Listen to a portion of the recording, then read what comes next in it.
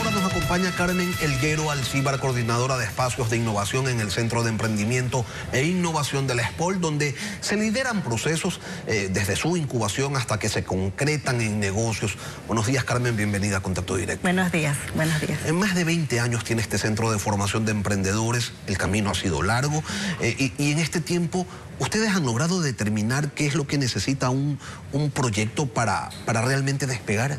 Sí, justamente en el centro, en todo este camino, ya son 21 años en realidad que hemos descubierto que hay distintas etapas de acompañamiento a los emprendedores. Entonces, sobre eso hemos generado 2 programas que los acompañamos en esas 2 etapas para poderlos llevar a ese escalamiento incluso internacional. En esos 21 años ustedes tienen más de 1.100 proyectos desarrollados con organizaciones, con emprendedores, con ONGs, con fundaciones, con la empresa pública y también con la empresa privada. ¿Son proyectos que se mantienen o fueron iniciativas puntuales que ya no subsisten?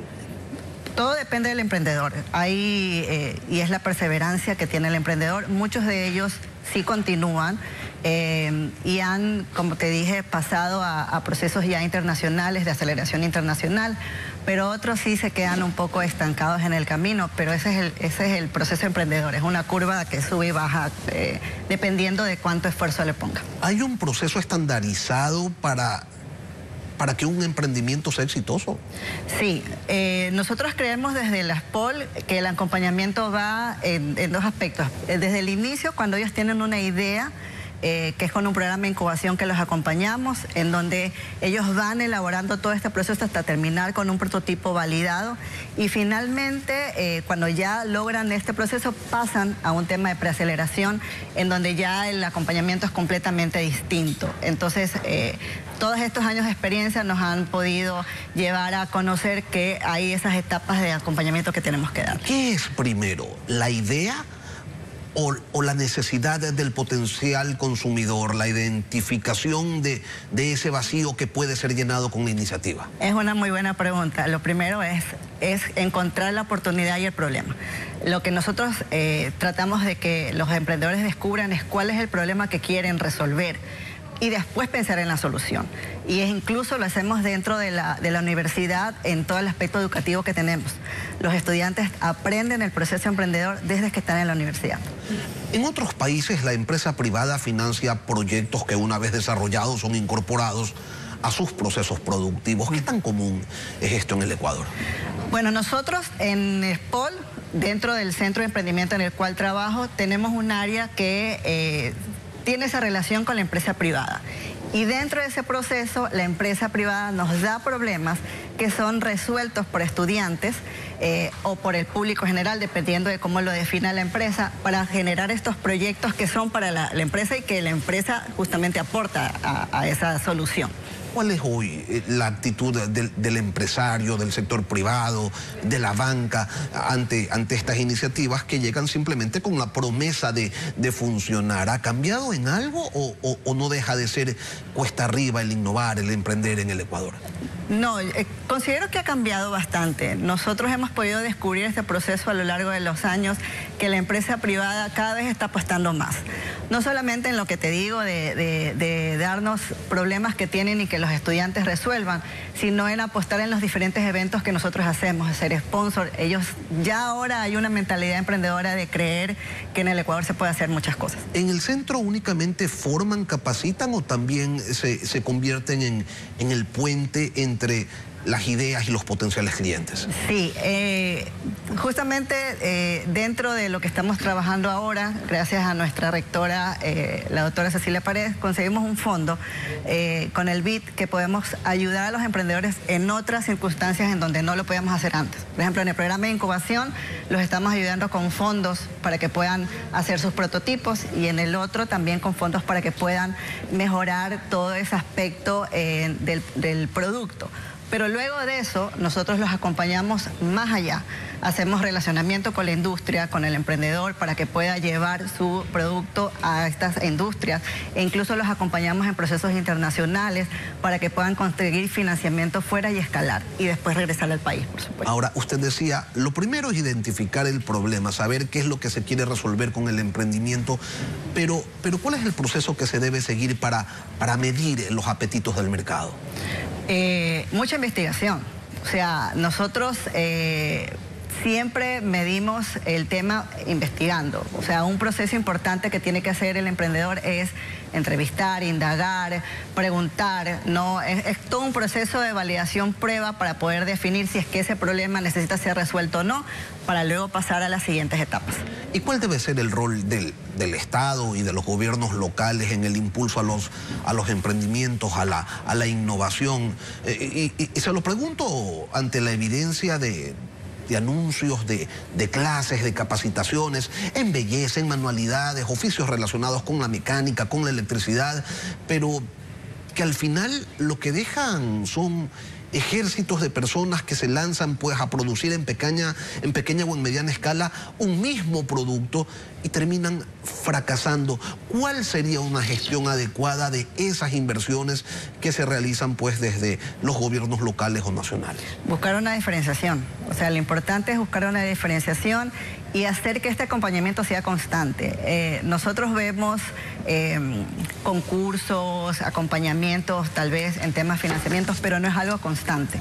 Entonces, creo que es importante que eso se mantenga. Nosotros ya lo llevamos haciendo 20 años en SPOL y creemos, y lo hemos visto, vemos que hay más universidades que se están sumando, con las cuales estamos también trabajando en este desarrollo y sobre todo la empresa. Y creo que es el acompañamiento, es no dejarlos en el primer paso, sino continuar ayudándolos en todo el camino, hasta que ellos ya estén maduros y puedan seguir. Ahora, usted decía que por ejemplo, la conducta del empresario, del sector financiero había cambiado, pero en realidad ha cambiado. O sea, hay microcréditos, sí, pero al 30% de interés. Y para una idea, un negocio que recién comienza, pues eso puede llegar a ser insostenible. Exacto. Y justamente ayer ustedes tenían a una emprendedora en temas de filtros y ella hablaba de cómo se financió, ¿no? Con fondos no reembolsables. Y la idea es que los emprendedores tengan esas oportunidades de fondos no reembolsables, que no sean préstamos que ellos después tengan que pagar y que a lo mejor no los puedan pagar, sino que tengan fondos que les den la oportunidad de ellos continuar su camino, pero que no tengan la preocupación de tenerlo que devolver.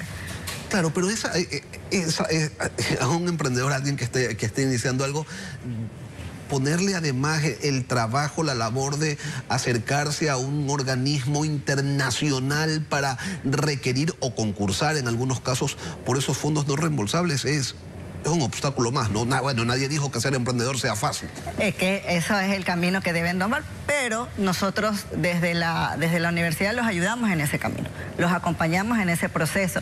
Justamente la semana pasada tuvimos la oportunidad de tener una aceleradora internacional con las cuales somos aliadas, que los ayudó y los encaminó a los emprendedores en ese proceso para llegar a esa etapa.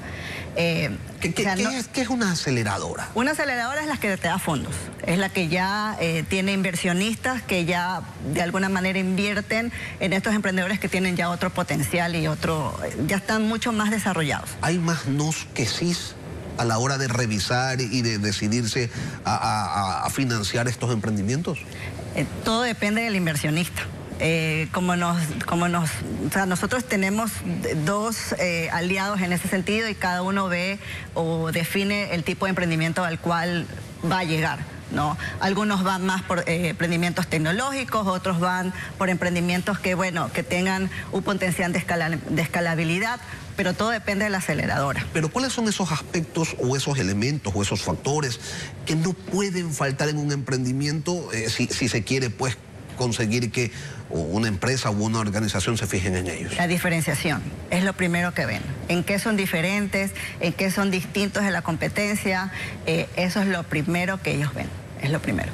Ok, ahora, ¿el ecuatoriano busca que su emprendimiento se convierta al final en empresa mediana o grande incluso, o se trata solo de una actividad que se acoge ante la falta de un empleo formal en el camino que se recorre pues para cubrir las urgencias económicas? Hay de los dos, o sea, hay emprendedores que salen por necesidad y otros porque ven una oportunidad para poder desarrollar un producto o un servicio innovador. Nosotros sí tenemos casos de éxito que han pasado por la universidad, que han pasado por SPOL y que han conseguido financiamiento internacional y que obviamente ya están, ya no son emprendimientos, ya son startups ya mucho más formalizadas.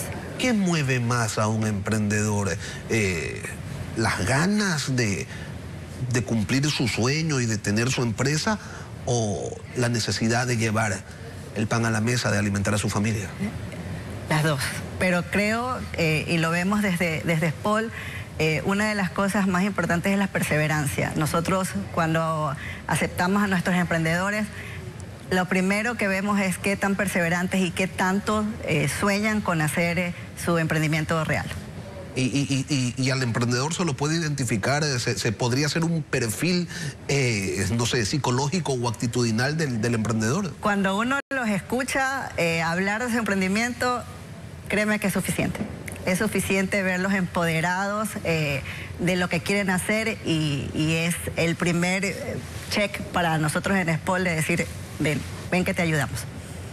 Ustedes, ok, ¿cuántos alumnos o cuántos proyectos tienen en este momento?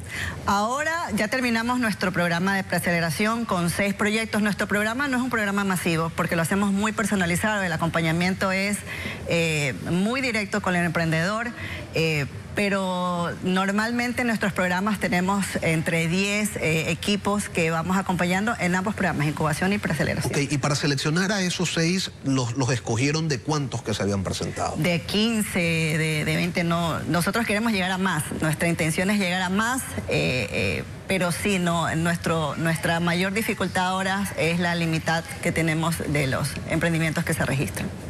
¿Y por qué? Porque a lo mejor desconocen que hay una oportunidad en la universidad, porque a lo mejor desconocen que que SPOL los puede acompañar en ese proceso, a lo mejor piensan que es un proceso muy caro, y no es así. Para los estudiantes incluso tenemos becas para que puedan participar. ¿Pero es necesario ser estudiante para acceder al centro? No, nuestro centro ayuda a estudiantes, no solamente de la universidad, sino de cualquier otra universidad. Hemos tenido estudiantes de otras universidades, pero también emprendedores de todo el país. Tenemos lo bueno, lo positivo de que nuestro programa es virtual, y hemos llegado a emprendedores de Quito, de Cuenca, de otras ciudades. Sí. Carmen Elguero Alcibar, coordinadora de espacios de innovación en el Centro de Emprendimiento e Innovación del SPOL. Gracias, Carmen, por estar esta mañana aquí en Contacto Directo. Muchas gracias a ustedes por la oportunidad.